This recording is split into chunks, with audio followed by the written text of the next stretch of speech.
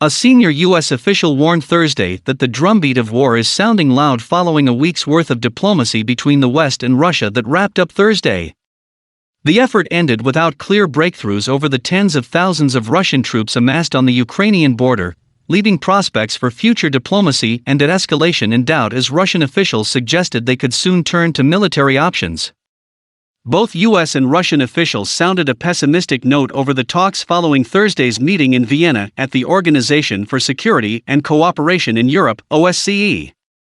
It was the third session that capped a week of intensive meetings that the United States and its NATO allies hoped could spur Russia to pursue a path of de-escalation and diplomacy rather than mobilizing the tens of thousands of Russian troops whose presence has swelled along Ukraine's borders.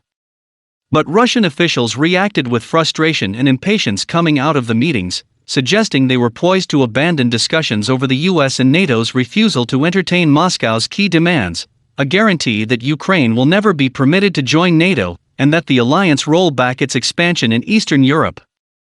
The US and its NATO allies have repeatedly said such proposals from Moscow are non-starters. Russian Deputy Foreign Minister Sergei Ryabkov suggested the talks had reached a dead end or a difference in approaches because the US and NATO would not address Moscow's demands about Ukraine never joining NATO, he said, according to Russian state media TASS. Ryabkov said he didn't see a reason for the two sides to continue talks, even though the US has suggested they would continue beyond this week. Following Thursday's session, the U.S. ambassador to the OSCE Michael Carpenter told reporters that the drumbeat of war is sounding loud and the rhetoric has gotten rather shrill. "We have to take this very seriously," Carpenter said of the massing of Russian troops along the border with Ukraine. "We have to prepare for the eventuality that there could be an escalation."